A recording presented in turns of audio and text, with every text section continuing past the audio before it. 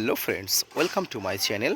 দেশ এবং দেশের বাইরে থেকে যারা আজকে আমার ভিডিওটি কন্টিনিউ করেছেন প্রত্যেককেই gardener tips with Kamal YouTube চ্যানেলে স্বাগতম। ছাদ বাগানে এই সময় প্রচুর পরিমাণ সাদা জাম গাছের কচি পাতা, সঙ্গে কিন্তু মুকুল আসার একটা সিজন। তাই এই সময় আপনার প্রচুর পরিমাণ সাদা জাম গাছের পরিচর্যা করতে হবে।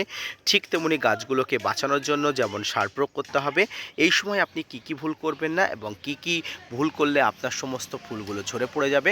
যদিও আপনার ছাদ বাগানে বেশি কম যেমন পরিমাণ ফুল বা যেমন পরিমাণ মুকুল আসুক না কেন, কিভাবে আপনি এই পরিচর্যাগুলো করবেন, এক কথায় বেসিক পরিচর্যা এই সময় কি করতে হবে তাই নিয়ে থাকছে আজকের বিস্তারিত আলোচনাটি। অত্যন্ত গুরুত্বপূর্ণ, তাৎপর্যপূর্ণ। সাদা এবং কালো উভয় প্রকার জাম কিন্তু একই ধরনের পরিচর্যা, তাই ভিডিওটি মনোযোগ সহকারে দেখুন এবং অবশ্যই উপকৃত হন।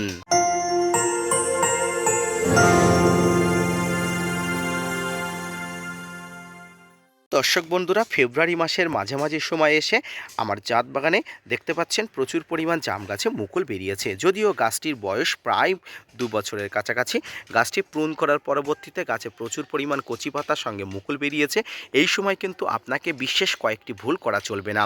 প্রথম যে ভুল সেটি হচ্ছে গাছের গোড়াটা কোনোভাবে শুকোতে দিলে চলবে না, অর্থাৎ গাছের গোড়াতে যেন যথাযথভাবে জল পায়, অর্থাৎ জলকষ্টে যাতে ফুলগুলো ঝরে না পড়ে তেমন পরিস্থিতি আপনাকে যেন এখন না সম্মুখীন হতে হয়। গাছের গোড়াতে যথাযথভাবে জল দেবেন এবং এই জলের সঙ্গে অবশ্যই পটাশ সার আপনি অবশ্যই প্রয়োগ করবেন। জৈব অজৈব এই দুটো পদ্ধতিতে পটাশ সার আপনারা প্রয়োগ করতে পারেন, কারণ এই সময় গাছে পটাশের প্রচুর পরিমাণ চাহিদা থাকে। পটাশের যোগান কমানোর জন্য আপনি অবশ্যই কলার খোসা জলে গুলে অবশ্যই ভিজিয়ে রেখে 3 থেকে 4 দিন পরে গাছের গোড়ায় দিতে পারেন। বা তাছাড়া রাসায়নিকভাবে কলার খোসা কিন্তু আপনারা দিতে চাইলে, ক্ষমা করবেন, রাসায়নিকভাবে কিন্তু পটাশ সার যোগান দিতে চাইলে আপনারা এমওপি বা এসওপি গাছের গোড়াতে দিতে পারেন। সম্মানীয় দর্শক বন্ধুরা, এই সময় গাছে বিভিন্ন ধরনের ফাঙ্গাসের উৎপাত ঘটে।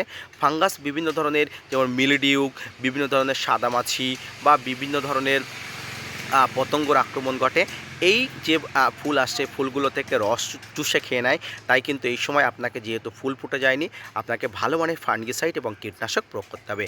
ফাঙ্গিসাইডের মধ্যে Antracol, Amistar top, Blitox, blue copper এই ধরনের ফাঙ্গিসাইডগুলো যেমন দেবেন, ঠিক তেমনি কীটনাশকের মধ্যে আপনারা সাইপারমেথ্রিন বা ইমিডাক্লোপিড গ্রুপের যে কোনো কীটনাশক আপনারা প্রয়োগ করবেন। অ্যান্ট্রাকল এবং ইমিডাক্লোপিড গ্রুপের কীটনাশক একসঙ্গে মিশিয়েও আপনারা প্রয়োগ করতে পারেন।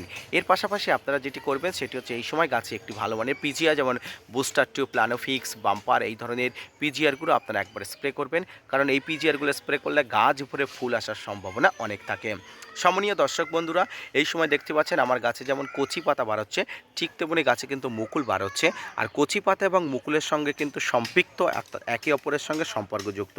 এই কচি পাতা এবং মুকুল যাতে সুস্থ থাকে, ভালো থাকে, গাছের কচি পাতা এবং মুকুলে যাতে কোনো ধরনের কীট পতঙ্গের আক্রমণ না ঘটে, তার জন্য ফাঙ্গিসাইড কীটনাশক আপনাকে যেমন প্রয়োগ করতে হবে, ঠিক তেমনি মাইক্রোনিউট্রিয়েন্ট বা অনুখাদ্য আপনারা প্রয়োগ করতে পারেন।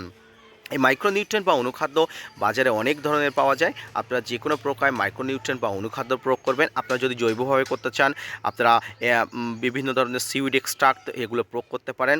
সিউইড এক্সট্রাক্ট কিন্তু বাজারে দানাদার বা লিকুইড পাওয়া যায়, আপনারা লিকুইড করে গাছে স্প্রে করবেন, দানাদার হলে গাছের গোড়াতে দেবেন। আপনারা মোবোপিন প্রয়োগ করতে পারেন, বা আপনারা যেটি করতে পারেন সেটি হচ্ছে অবশ্যই যে কোনো ভালো মানের কিন্তু মাইক্রোনিউট্রিয়েন্ট, যেমন বোরন, এটি প্রতি লিটার জলে 1 থেকে 2 গ্রাম ভালো করে নিয়ে সপ্তাহে 1 দিন করে এই ধরনের ফুল ফুটে যাওয়া, ফুল না ফুটে যাওয়া বা মুকুল আসা বা গুটি আসা এই ধরনের কিন্তু গাছে অবশ্যই স্প্রে করতে পারেন। এইভাবে কিন্তু ছাদ বাগানে প্রত্যেকটি সাদা কালো সব প্রকার জামের কিন্তু একই ধরনের পরিচর্যা করতে হয়। যদিও ছাদ বাগানে এখনও পর্যন্ত ঝেঁপে ফুল আসার অনেক সময় আছে, তাই আপনি অবশ্যই পরিচর্যা করলে আশাহত হবেন না। সম্মানীয় দর্শক, এইভাবে কিন্তু প্রত্যেকটি ছাদ বাগানে আপনি পরিচর্যা করুন। সাদা এবং কালো উভয় প্রকার জামের একই পরিচর্যা, একইভাবে পরিচর্যা করলে আপনি অবশ্যই উপকৃত হবেন। তো আজকের ভিডিওটি এই পর্যন্ত। আজকের ভিডিওটি দেখে যদি উপকৃত হন, আজকের ভিডিওটি দেখে যদি ছাদ বাগানে সাদা জাম গাছ সম্পর্কিত কোনো ধারণা থেকে থাকে, অবশ্যই জানাবেন। আপনাদের সাজেশান পেলে আমিও উপকৃত হব। তাই অবশ্যই আপনাদের কাছে কোনো সাজেশান থাকলে, আপনাদের কাছে কোনো তথ্য থাকলে অবশ্যই কমেন্টস করবেন এবং অবশ্যই জানাবেন। আজকের ভিডিওটি এই পর্যন্ত। মনোযোগ সহকারে ভিডিওটি দেখার জন্য অসংখ্য ধন্যবাদ।